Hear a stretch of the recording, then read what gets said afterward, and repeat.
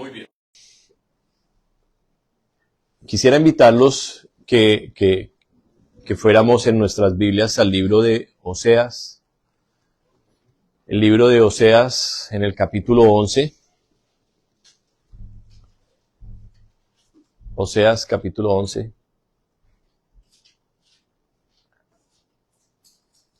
Y vamos a leer ahí versículos 1 al 4. Oseas capítulo 11, versículos 1 al 4. ¿Ya están allí? Muy bien.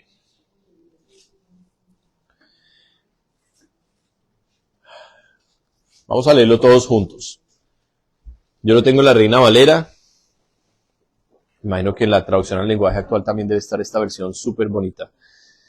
Dice así la palabra de Dios: cuando Israel era muchacho, yo lo amé, y de Egipto llamé a mi hijo.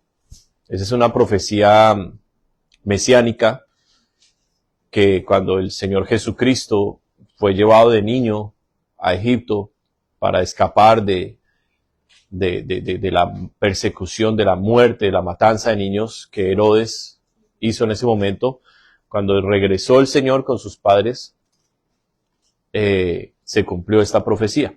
Entonces, esta es una profecía mesiánica. Dice versículo 2, cuanto más yo los amaba, hablando ya de Israel, su pueblo, cuanto más yo los llamaba, gracias, tanto más se alejaban de mí, a los Baales sacrificaban y a los ídolos ofrecían sahumerios. Yo con todo eso enseñaba a andar al mismo Efraín, tomándole de los brazos, y no conoció que yo le cuidaba. Efraín es otro nombre para el pueblo de Dios, Israel. Y dice el versículo 4, con cuerdas humanas los atraje, con cuerdas de amor. Y fui para ellos como los que alzan el yugo de sobre su cerviz, y puse delante de ellos la comida. Amén. Entonces, hoy quisiera hablar algo que el Señor puso en mi corazón, que es como una enseñanza acerca de cómo nosotros comenzamos a caminar con Dios. Es un gran desafío en la vida cristiana, es un tremendo desafío. La mayoría de nosotros venimos de alguna religión. En el caso de los hispanos, la mayoría venimos de la religión católica. En el caso de Cuba, vienen mucho del ateísmo, ¿verdad? Del comunismo, que les ha enseñado que no existe ningún Dios. O de la santería. Pero nosotros, la mayoría de hispanos, venimos de la religión católica. Y la mayoría decimos: yo creo en Dios, Dios está conmigo, mencionamos el nombre del Señor a toda hora, aprendemos los protocolos como de Dios te bendiga, Dios le guarde, y una cantidad de costumbres. Pero cuando venimos a examinar las vidas y decimos que creemos en Dios, mucha de la gente que dice que cree en Dios no lee la Biblia, no ora, ni siquiera consulta a Dios antes de tomar una decisión importante en su vida. Simplemente viven como cada cual le parece. Y Dios no es nadie para ellos. Muchos dicen que creen en Dios, pero cuando se habla sobre la vida después de la muerte, ellos tienen ya por entendido que van al cielo porque Dios es bueno y no puede castigar a nadie. Y cuando examinamos a aquellos que dicen que creen en Dios, nos damos cuenta que lo único que tienen es una proclamación de una religión, de costumbres y cosas que les enseñaron, pero que no tienen ninguna clase de conocimiento, ni personal, ni en la vida, que han experimentado el poder sanador de Dios, el poder transformador de Dios. Sus vidas no están consagradas a Dios, no viven para Él, Dios no hace parte de sus planes. Dios es alguien que simplemente de labios se menciona. Y es algo que sobreabunda en el mundo, especialmente hispano, que es el caso de nuestra congregación. Entonces acá vamos nosotros a comenzar a ver cómo Dios tiene un plan con cada persona a la cual Él llama. Y la primera explicación que vamos a dar de este texto que acabamos de leer está en nosotros como cristianos. Vamos a hacernos la comparación como que nosotros somos Israel, el pueblo de Dios allí, que Dios nos sacó en una etapa, en nuestra vida nos sacó y que hoy nosotros podemos ver el antes y el después de Dios. ¿Cuántos acá tienen el antes y el después de Cristo en sus vidas? Yo lo tengo muy claro. 28 años de edad, 3 intentos de suicidio. Sé exactamente el día en que el Señor me salvó. Yo lo sé. Yo lo sé. Yo me encerré en un cuarto a planear mi propia muerte. A planear cómo me iba a morir. Cómo me iba a quitar la vida. Y pensaba escribir en un papel culpando y dejando todo mi resentimiento y culpa contra los que me habían llevado a mi suicidio. Y eso fue un periodo muy oscuro en mi vida. Pero tengo perfectamente claro cuando Jesús me sacó de allí. La primera vez que el Espíritu Santo de Dios, que no tenía yo ni idea quién era, me habló. Cuando el Espíritu Santo en ese cuarto comenzó a hablarme al corazón, que es la cosa, que nosotros tenemos un Dios que habla. Y me empezó a hablar al corazón y me decía, si usted se quita la vida, va a sufrir muchísimo más de lo que hoy está sufriendo. No tiene idea de lo que le espera. Y las palabras que me hablaba el Espíritu Santo, más que darme consuelo, me daban era temor. Y una de las cosas que hoy yo más encuentro en el cristianismo, ya son 20 años caminando con el Señor. Este año cumplo 20 años de haber conocido a Cristo y de servirle al Señor son 18 años sirviéndole al Señor. Lo que más he encontrado es que hoy el cristianismo ha caído en una cantidad de rituales, de creencias, de métodos, pero que no hay un conocimiento verdadero de quién es Dios. Y se han hecho como imágenes falsas y el Espíritu Santo, Él te va a consolar y y claro, el Espíritu Santo lo consuela a uno. Pero yo le digo una cosa, cuando el Espíritu Santo habla, muchas veces le trae a uno miedo. Miedo. Porque le dice a uno, no haga eso. ¿Por qué? Porque le va a ir mal. Dios lo va a castigar por eso. Entonces, hemos caído como cristianismo, como iglesia cristiana, donde decimos que, ya no tengo nada que ver con la iglesia católica, aquí es la verdad, y aquí yo sí conozco a Dios. Hemos caído en la misma religiosidad. Y hoy yo veo mucho eso. De hecho, ahora que estamos aquí nosotros en Canadá sirviéndole a Dios con la mayoría de iglesias cristianas, veo una cantidad de cosas tan similares a la iglesia católica que digo, Dios mío, ¿cuál será peor? ¿Cuál será peor? No sé si la iglesia católica con los ídolos y las imágenes y los protocolos y todo el homosexualismo de los curas y todo, o por el otro lado, los que decimos tener la verdad, que tenemos la Biblia, que predicamos la palabra de Dios, pero que hemos hecho de las iglesias, o que han hecho de las iglesias, yo no, gracias a Dios, un club social. Un club social. Y en donde, se habla del amor y de la prosperidad, y de Dios que hoy es bueno y que te va a ayudar en todas tus cosas, y confía en el Señor y Él hará, y entonces le dicen, deleítate así mismo en Jehová y Él te concederá las peticiones de tu corazón. Entonces le enseñan a la gente solo a pedir, y a pedir, y a pedir, y a pedir, y a pedir, y entonces uno dice, Dios mío, pero ¿cuándo les van a hablar del juicio? ¿Cuándo les van a hablar que su alma está en peligro? ¿Cuándo les van a decir que Dios los salvó con un propósito en esta tierra? Cambiarlos, transformarlos y usarlos. Todos los cristianos estamos llamados a ser discípulos. Todos los cristianos estamos llamados a predicar el evangelio. Eso no es exclusivo de pastores o de algunos otros. Todos los cristianos estamos llamados a dar el 100% de nuestro corazón, a consagrar nuestras vidas al servicio de Dios. Pero eso hoy no se está tocando mucho, sobre todo en círculos cristianos en donde se preocupa más de la membresía, de que la iglesia sea grande, de que la gente venga, de tener los jóvenes y de tener las parejas y de tener los mayores. Y no encuentro diferencia entre eso y un club social. No la encuentro. Y es algo que aflige mi corazón. Es algo en lo cual yo seguiré insistiéndole a la iglesia que se me dio a pastorear y donde Dios me permite predicar su palabra, porque Dios me concede predicar en diferentes lugares. Seguiré haciendo ese reclamo. No lo veo. Entonces, esta palabra aquí en el profeta Oseas, Dios hoy quiere, el Espíritu Santo hoy quiere llevarlo a usted y llevarme a mí al momento exacto cuando nosotros conocimos a Dios. ¿Cuándo fue ese día que yo le entregué mi vida a Cristo? A ese momento nos quiere llevar el Señor hoy. Hoy. ¿Por qué?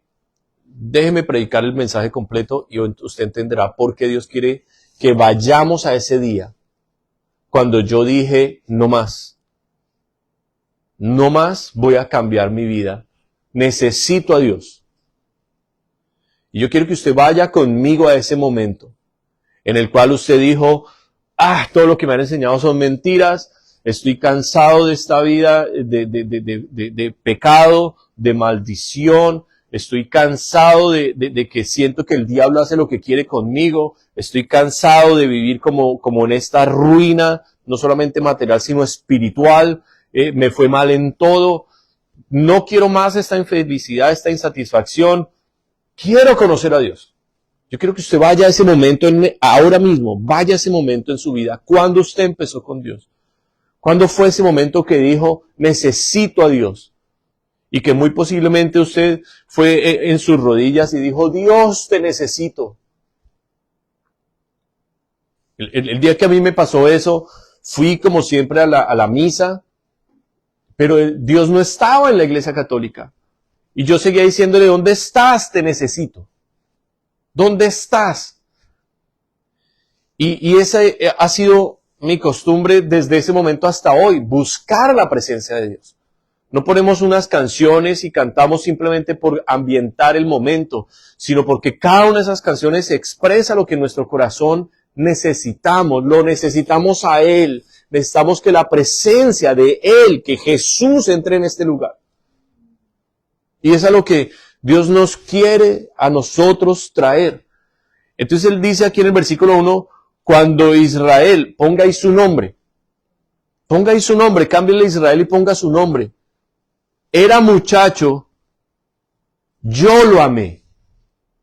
Empiece por allí. Cuando Dios lo llamó a usted, cuando Dios lo empezó a traer, fue un acto de amor de Dios por usted. Y usted necesita tener eso claro, porque si usted no tiene eso claro, usted no va a llegar al final. Usted se va a salir del camino, usted un día va a negar a Cristo. Nosotros estamos aquí porque Dios nos amó. De hecho, dice la palabra en Romanos 5:8, que Él nos demostró su amor, entregando a Cristo, muriendo en la cruz, Jesús por nosotros, siendo aún sus enemigos. Estoy parafraseando. Mas Dios muestra su amor para con nosotros. Leámoslo, Romanos 5:8.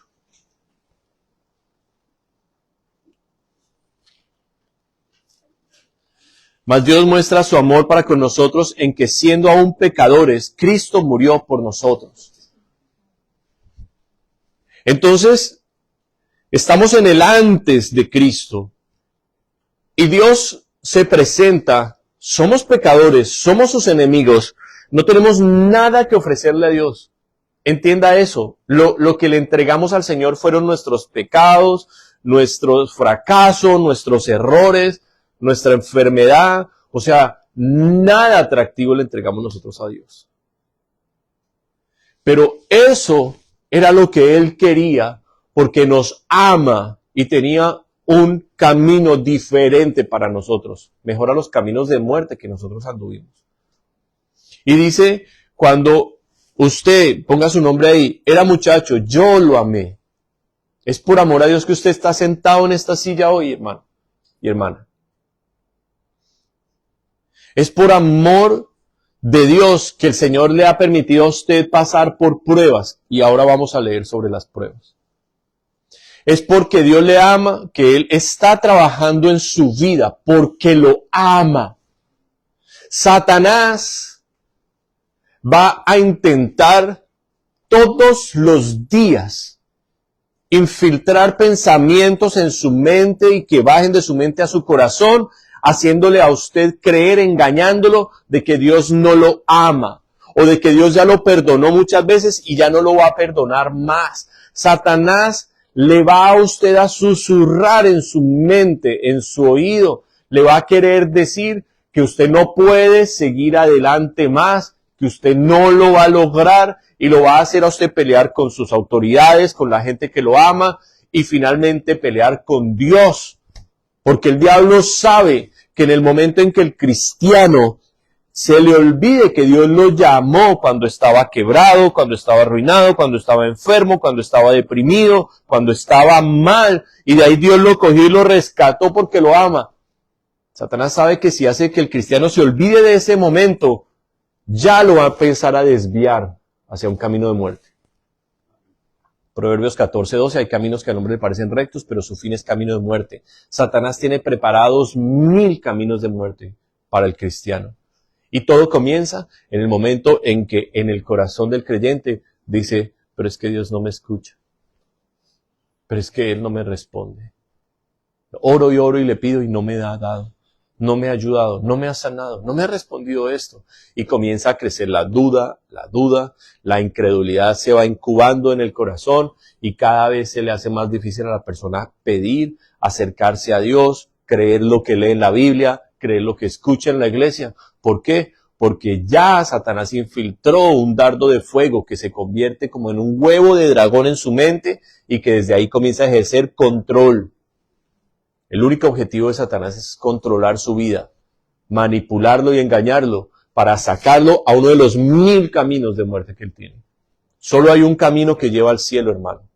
No hay 2 ni hay 3. Jesús dijo en Juan 14:6, yo soy el camino, yo soy la verdad, yo soy la vida y nadie viene al Padre sino por mí. Pero Satanás tiene 1000 caminos preparados para engañarnos fuera de Jesús, hacernos creer que es Jesús.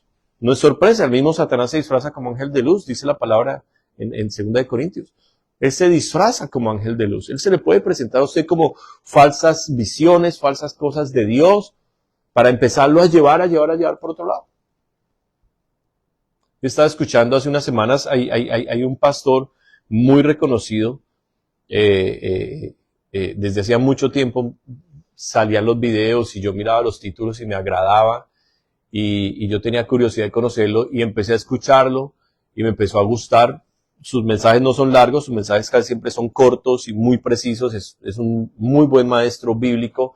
Y empecé a escuchar las enseñanzas y a escuchar las enseñanzas, pero siempre filtrando obviamente a través del conocimiento que tengo hoy de la Biblia, pero sobre todo la voz del Espíritu Santo. Porque yo no sé quién es ese pastor, no lo conozco, no sé, conozco a su esposa, no sé nada. Es un pastor de YouTube, de Internet. Tiene iglesias en Estados Unidos. Y no lo conozco. Siempre atendiendo la voz del Espíritu Santo. Y el Espíritu Santo como que me ponía un... Y yo siempre le hago caso a eso del Espíritu Santo. De no creer lo que veo o lo que oigo, sino creer lo que el Espíritu me dice. Porque un pastor puede decir que es muy de Dios y puede hablarnos la Biblia perfectamente bien, hasta que llega un momento en que ¡pum!, mete algo que uno dice, Y después de algunas enseñanzas, porque no escuché muchas, después de algunas enseñanzas en estas 2 o 3 semanas tal vez, vino el momento en que, y yo escucho la palabra siempre con mucha atención. Estaban hablando de liberaciones y de guerra espiritual, y ese tema a mí me encanta, porque el Señor siempre me usó en eso, me ha usado en eso, y cuando vine a Dios, parte de lo que yo estaba buscando era respuestas a cosas que yo había visto y que no tenía explicación. Yo nunca había entendido por qué mi alma se salía de mi cuerpo. Nunca. Yo no entendía qué eran esas cosas oscuras que trataban de meterse en mi cuerpo. Mi cuerpo estaba en la cama, yo estaba fuera del cuerpo y veía cosas oscuras tratando de meterse ahí, que eran como nubes así, tratando de meterse en mi cuerpo y me daba un miedo. Yo no entendía esas cosas. En Dios, a través de la palabra, a través de la enseñanza del Espíritu Santo, fui encontrando la respuesta a todas esas cosas. Entonces, son temas que no simplemente yo los leí o los estudié, sino que los he vivido. Y cosas espirituales que he visto, demonios que he visto, demonios con los que he luchado, peleado, principados. Y llegó el momento de la enseñanza bíblica en este tema con este pastor. Y él hablaba con otro pastor, entonces... Primer error, ¡pum! Y le noté el error. Él decía, yo como pastor tenía demonios, tenía un espíritu que ya lo había identificado por una parte generacional, que era el espíritu de lujuria, de lascivia, lust. Y él dice este pastor, pero yo le quiero decir algo a los pastores, usted pueda que tenga demonios, pero usted pone la mano sobre la gente y esos demonios no le van a pasar a ellos. Porque pues es algo que Dios está tratando con uno y Dios está trabajando con uno. Y ahí vino pues la primera como que... Y yo dije, un momento. El apóstol Pablo le dijo a su hijo espiritual Timoteo que no pusiera las manos con ligereza. O sea, que fuera cuidadoso. Y yo lo que he visto siempre en el rudimento de la doctrina de Cristo, la imposición de manos, es que la imposición de manos es de lado y lado. Que cuando uno le puede poner manos a la persona en el hombro, en la espalda, pero cuando uno pone la mano sobre la cabeza de la persona, lo que hay en uno pasa y lo que hay en esa persona también puede pasar. Por eso el apóstol le dijo, no lo haga con ligereza, se le dijo, y ahí quedó escrito, en la segunda carta de Timoteo, ahí quedó escrito, no lo haga ligeramente, o sea, no sea de los que, a todo el mundo le pone la mano en la cabeza. Y le dijo el apóstol, ¿por qué? Le dijo, consérvate puro. A otro hombre que es un apóstol, porque Timoteo era un apóstol. Entonces, tengo esa advertencia de la palabra de Dios. Y un pastor me dice que no hay problema, que los demonios... Dije, no me gustó eso. Después están hablando de otras cosas y empiezan a hablar de los demonios y dicen, ok, ¿y los demonios? ¿Cuál es el origen de los demonios? Y el otro pastor dice, yo creo que los demonios salieron del espíritu de los nefilín. O sea, de los gigantes que cuando los ángeles cayeron y tomaron cuerpos humanos, tuvieron relaciones con las mujeres y que crecieron los gigantes y todo, esos gigantes murieron, pero sus almas no podían ir al infierno, tampoco al cielo, y se convirtieron en demonios y entonces, y él decía, sí, y pues de ahí salen los principados no, se desbarató todo, se desmoronó, se cayó al suelo. Porque yo dije, puedo coger la palabra y demoler esa enseñanza y decir no. Y empezar parte por parte. Que Pablo dijo clarísimo que no tenemos lucha contra, Efesios capítulo 6, 11 en adelante, no tenemos lucha contra carne y sangre, sino contra principados, potestades, gobernadores de las tinieblas, huestes espirituales. Me da 4 categorías. Y en el cielo hay 4 categorías: querubines, serafines, arcángeles y ángeles, con diferentes tamaños, rangos y poder. Las tinieblas tienen los mismos 4, y ahora me viene a decir que son nefilín, y no, se me cayó, y dije no puedo escuchar más. Pero eso me sirve a mí para recordar que debo seguirle advirtiendo a la iglesia que se me va a pastorear, que tengan cuidado con lo que ustedes miran en YouTube.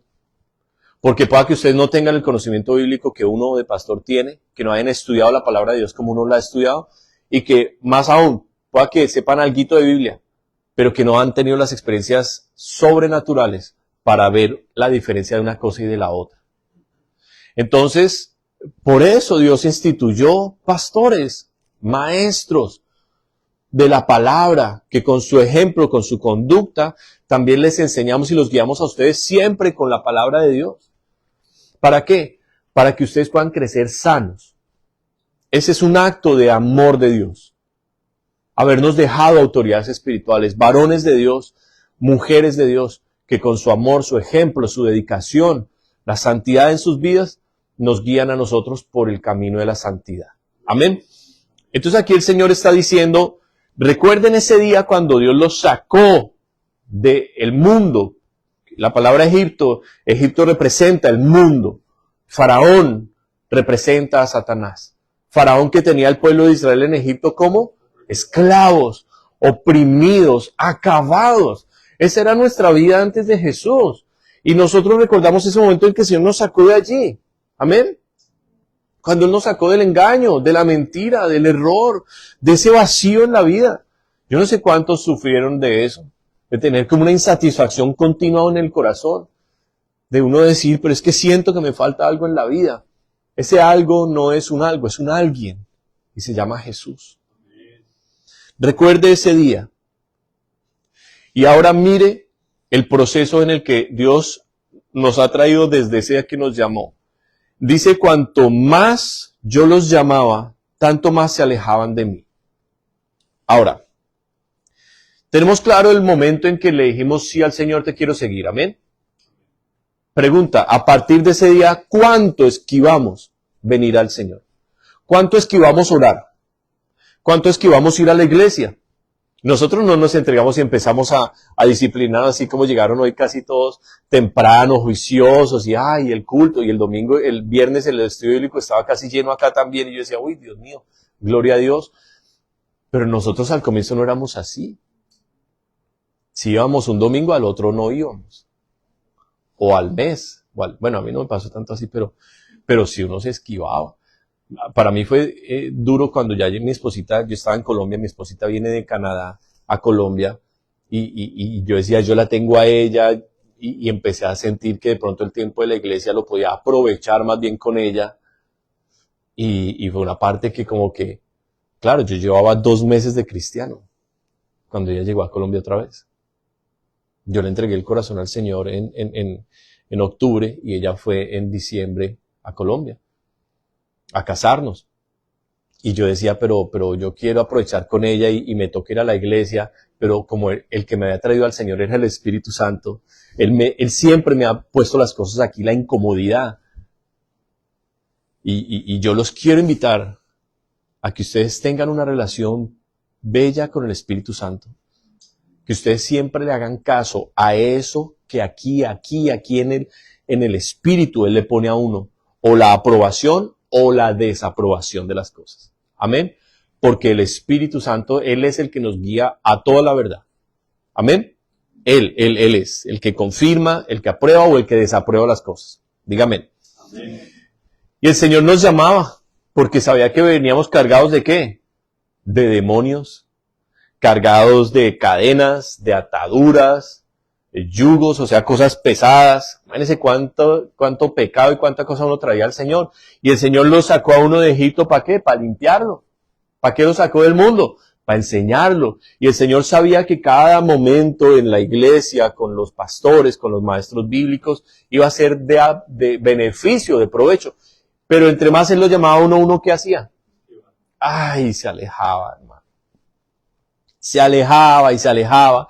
Dice, tanto más se alejaba de mí, a los Baales, o sea, a las cosas que uno puso como prioridad antes que Dios. Que esos son los ídolos. Básicamente un ídolo es eso, poner algo por encima de Dios. Y uno dice, más se alejaba y sacrificaba a los ídolos. Dice, ofrecían sahumerios, o sea, seguía uno con su vida de prioridades y de cosas, pero Dios no es la prioridad. Pero mire, ¿cómo fue que nos sacó Dios del mundo, de la cárcel espiritual? Con amor, ¿verdad? Dice, cuando era muchacho, yo lo amé. Y de Egipto, llamé a mi hijo. Por amor. Y Él lo llamó a uno. Pero uno todavía seguía rebelándose y todavía como que no quiero y que no. Pero mire lo que dice el versículo 4. Con cuerdas humanas los atraje, con cuerdas de amor. Entonces, entendamos quién es Dios y quiénes somos nosotros. Dios es santo, es poderoso, es perfecto, es misericordioso, lleno de gracia, lleno de propósito para nosotros. ¿Y nosotros cómo? Malos, sucios, pecadores, carnales, con tendencia a ser rebeldes contra Dios, con tendencia a hacer nuestra propia voluntad, con tendencia de ¿qué? Como un marranito. ¿Qué pasa cuando usted lava el marranito y lo pone todo lindo y le pone así un lacito y un moño? El marranito se va a mirar el fango y dice, uy, guácala. No, ve el fango y dice, uy, pum, y se bota al fango. ¿Por qué? Porque es un chancho. ¿Verdad? Y eso éramos nosotros. Y necesitamos entender eso para comprender cuánta paciencia, cuánto amor Dios nos ha tenido y nos ha tratado en todo este camino que hemos sido rebeldes, que nos hemos opuesto, que nos hemos demorado. En lo que Dios ha querido hacer lo hemos demorado por nosotros, no por Él, por nosotros. para que entendamos que la forma en que Dios nos llamó fue una forma de amor, fue una forma amorosa, y que así como Él nos llamó y nos trajo con ese amor, así va a seguir cada acto demostrando que lo hace por amor. Amén. ¿Entendemos el principio de las cosas? ¿Entendemos que empezamos con el Señor por su amor y que nos va a llevar hasta el final por su amor? Amén. Ok, entonces ahora vamos a la siguiente parte que se encuentra en Santiago 1. Voy a pedirle a mi hermano Josh que me pase mi Nuevo Testamento en griego, porque necesito ahí apoyarme en unas palabritas, gracias, unas palabritas que están en el idioma original para que podamos comprender un poquito más. Santiago capítulo 1, a partir del versículo 1, este hombre llamado Santiago es, según el libro de Hechos de los Apóstoles, una de las cabezas de la iglesia en Jerusalén, después de que el Señor Jesucristo muere, resucita y sube al cielo. Pero también nos dice la palabra que este Santiago es medio hermano del Señor Jesús. O sea, este es uno de los hijos de María con José. Amén. El otro medio hermano del Señor Jesús, que escribe aquí en la Biblia, se llama Judas. ¿Ok? Entonces, él está escribiendo esta carta, que fue la primera que se escribió en el Nuevo Testamento. Esta es la primera carta que se escribe en el Nuevo Testamento. Y a pesar de que son poquitos capítulos, es una carta muy concreta, con instrucciones muy precisas. Miren lo que dice a partir del versículo 1. Santiago, siervo de Dios y del Señor Jesucristo, a las 12 tribus que están en la dispersión, salud. Dice, hermanos míos, tened por sumo gozo cuando os halléis en diversas pruebas. Vamos a definir ahí 3 palabras. Sumo gozo y pruebas. Vamos a definir esas palabras. Entonces, cuando nos está hablando del sumo gozo, las palabras griegas son pasan sharan. ¿Qué significa eso? Completo gozo, completa paz, completa satisfacción, completa alegría de saber que lo que estoy atravesando es el propósito de Dios. Dígame. Porque el cristiano, cuando le falta la economía, ¿cómo responde el cristiano cuando le toca la economía? ¿Responde bien o responde mal? Sean sinceros. Responde re mal. Entonces, ¿eso es completo gozo, completa paz, completa confianza en Dios? ¿Por qué no? Si le toca en el bolsillo, ¿por qué no? Porque le falta aprender. Entienda que uno de los mayores problemas que tenemos como cristianos es nuestro desconocimiento de quién es Dios. No conocemos cómo es Dios. Por eso volvemos al inicio. Si Él me llamó cuando yo era su enemigo, cuando yo era un hijo del diablo, cuando estaba allá revolcándome en el pecado feliz, y de allá me miró sucio, arruinado, destruido, me miró allá engañado, confundido, torcido, y me amó y me quiso sacar de allá. ¿Cómo me sacó? ¿Con mano fuerte? ¿Cómo trató Él a Faraón y a Egipto? ¿Con amor? Con mano fuerte.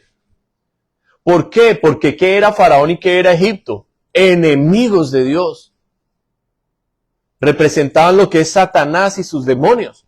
Entonces, ¿Dios qué tiene para Satanás y sus demonios? ¿Misericordia? ¿Amnistía? ¿Qué tiene? Mano dura.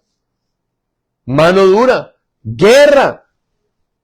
¿Qué es lo que nosotros, los hijos de Dios, debemos tener con el mundo? Hablando de las tinieblas. Guerra espiritual. No podemos tener comunión con las tinieblas. Tenemos que rechazarlas. Tenemos que reprenderlas.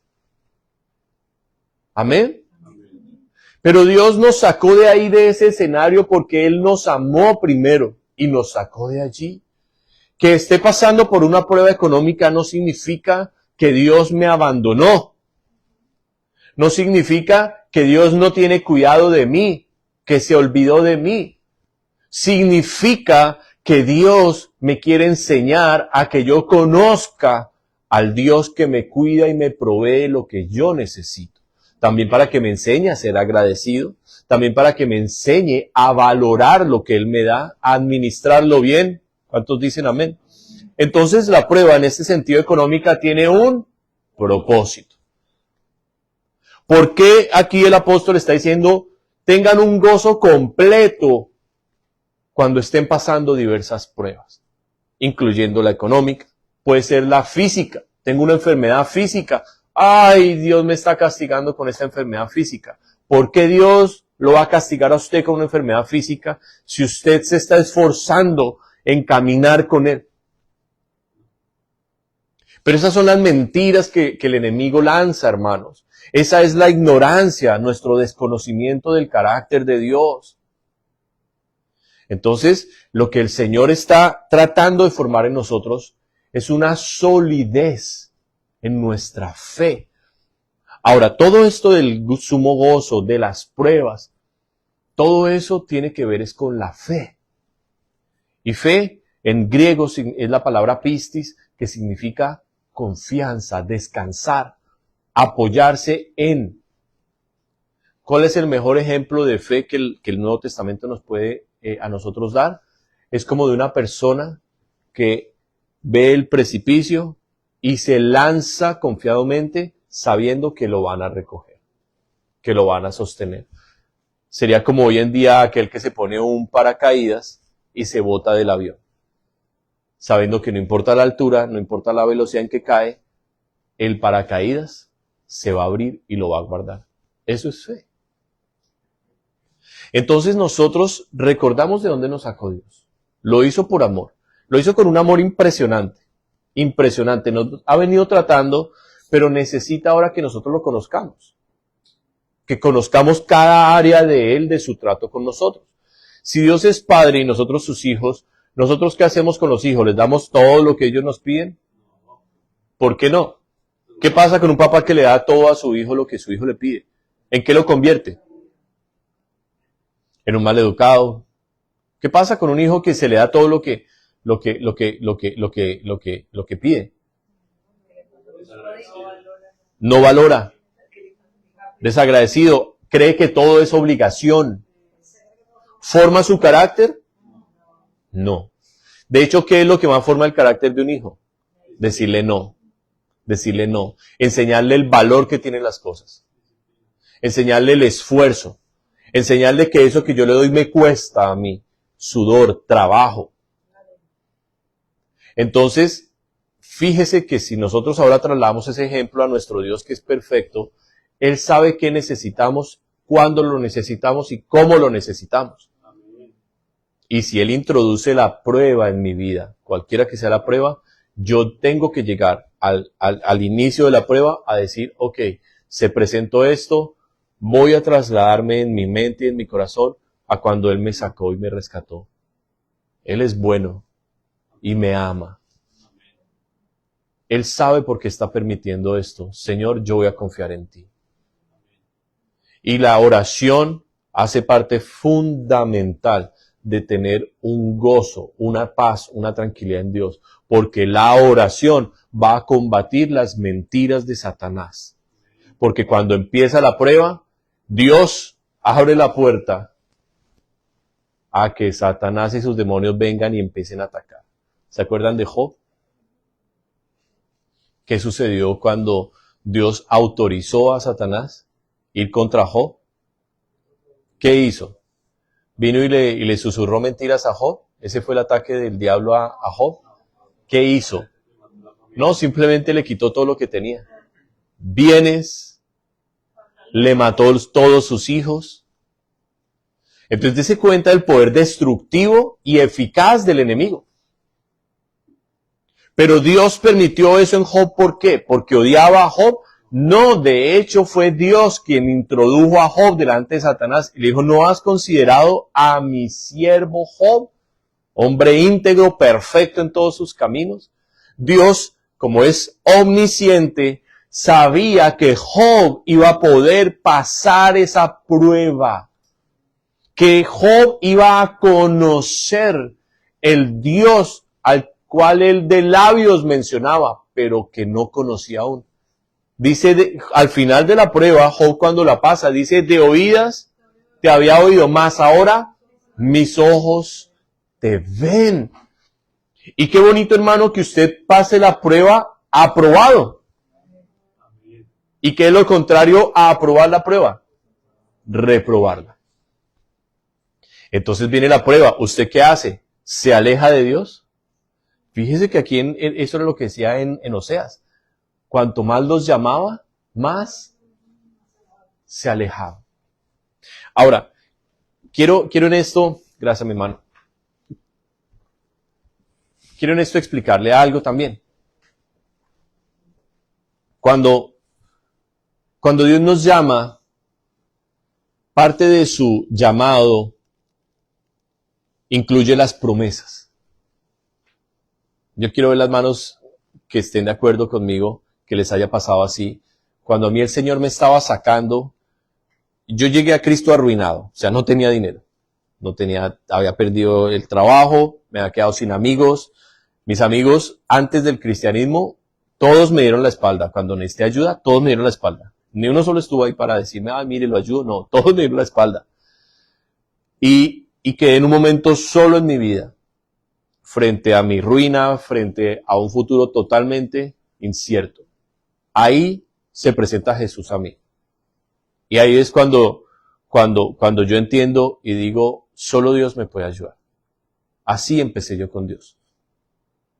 Pero yo le digo al Señor, amén, sí, yo te voy a seguir. Yo me comprometo a cambiar mi vida hacia la dirección que Él me está proponiendo ahora. No más lo que yo quiera, sino lo que Él. Yo voy a ese altar y le digo, te entrego mi corazón, te entrego mi vida.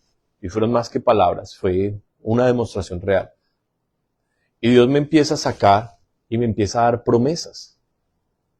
Gente se me empieza a acercar y me empieza a decir, a usted Dios lo va a usar.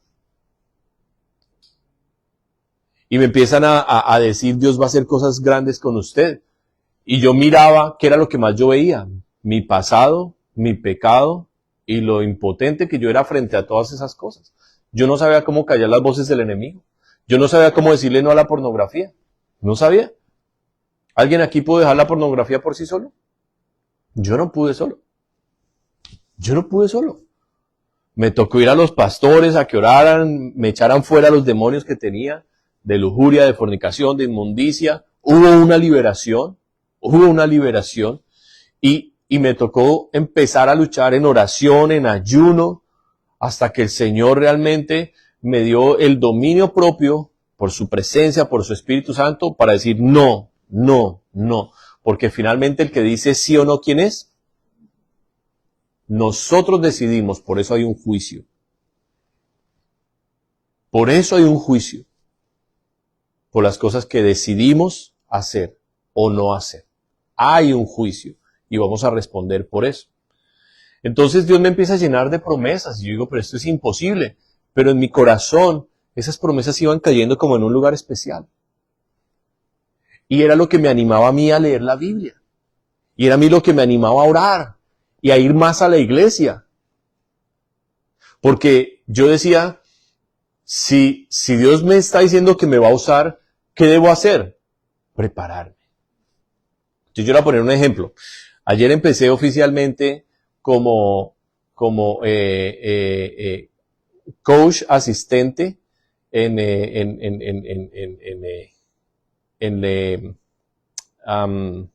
el futsal, en indoor soccer, donde llevo a mi hijo Mateito, en el fútbol de sala. Empecé como coach asistente.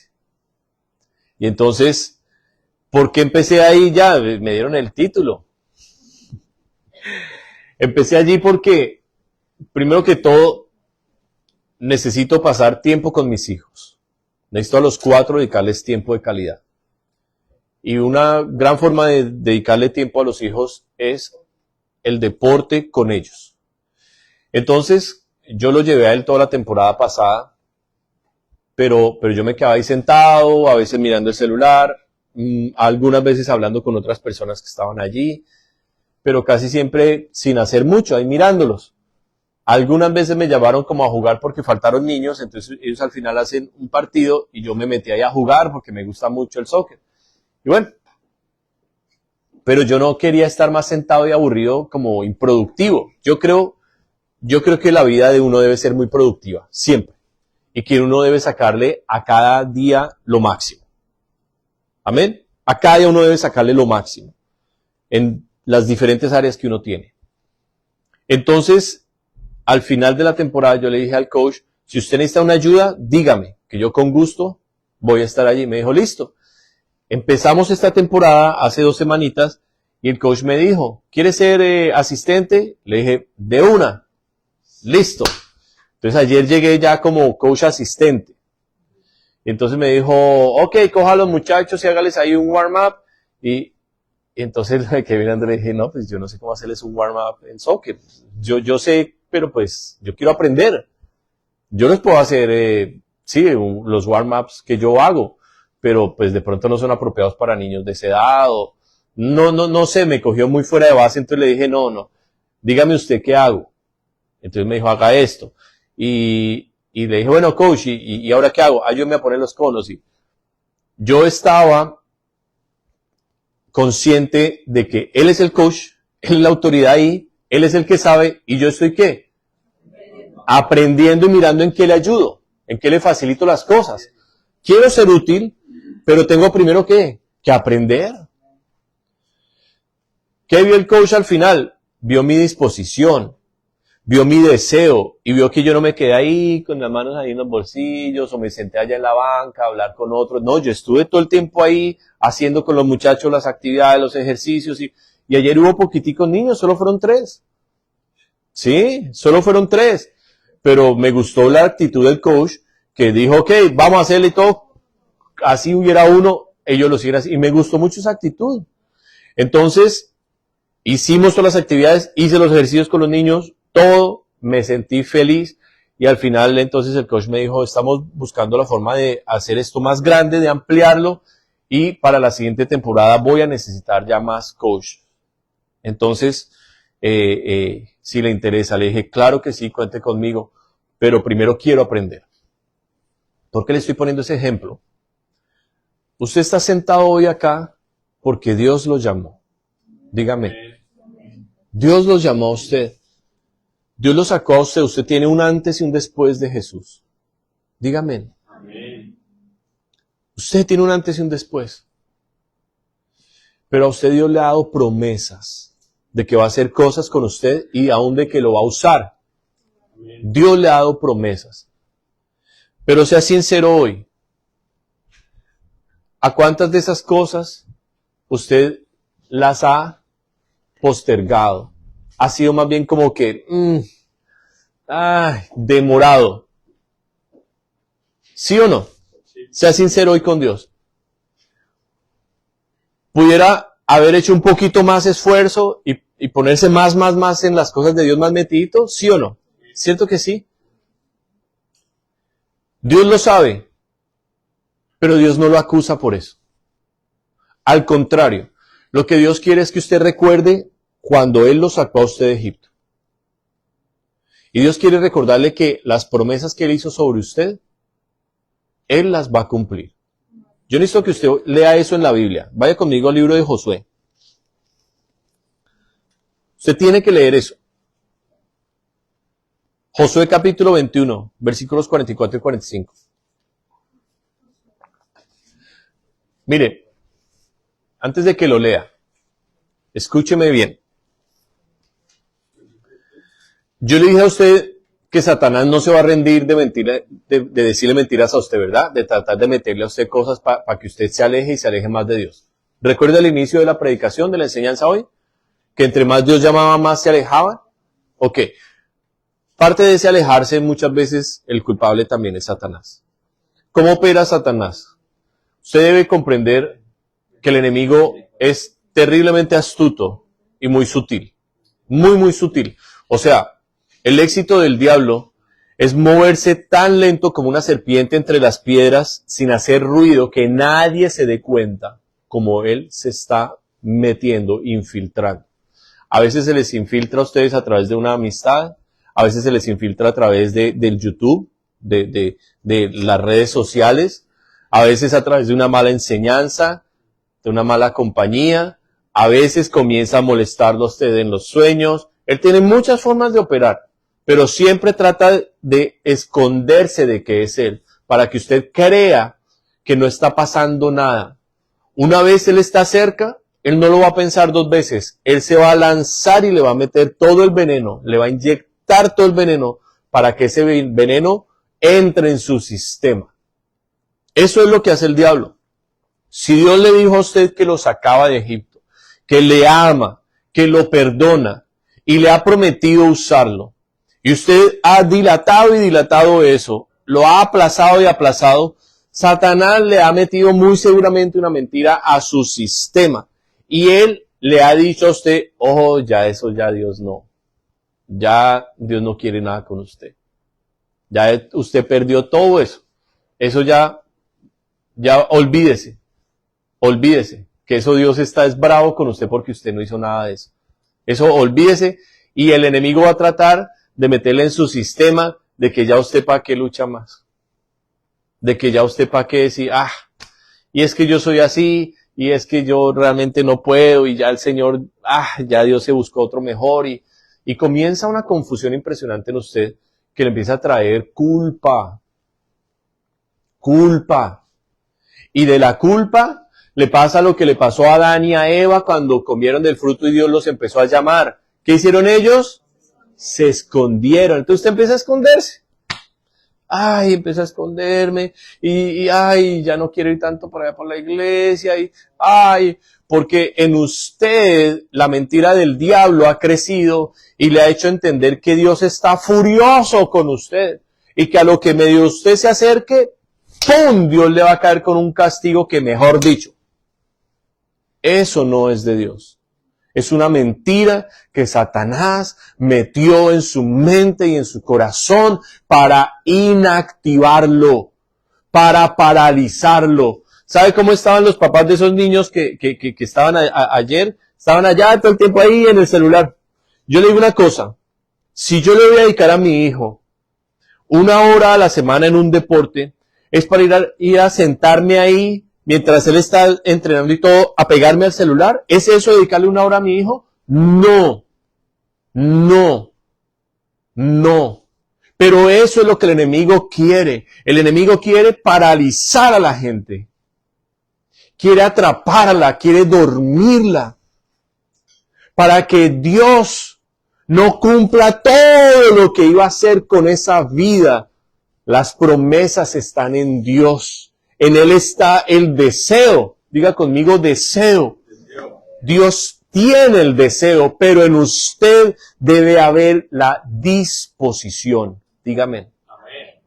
En usted hoy tiene que crecer fe. En usted hoy tiene que entender que Dios, como lo sacó y le ha hecho promesas, Él las va a cumplir. Usted no entiende que las promesas deben ir mezcladas de pruebas. ¿Para qué? Para que su paz y su confianza sea completa en Dios. Usted debe crecer con promesas y con pruebas. Pruebas.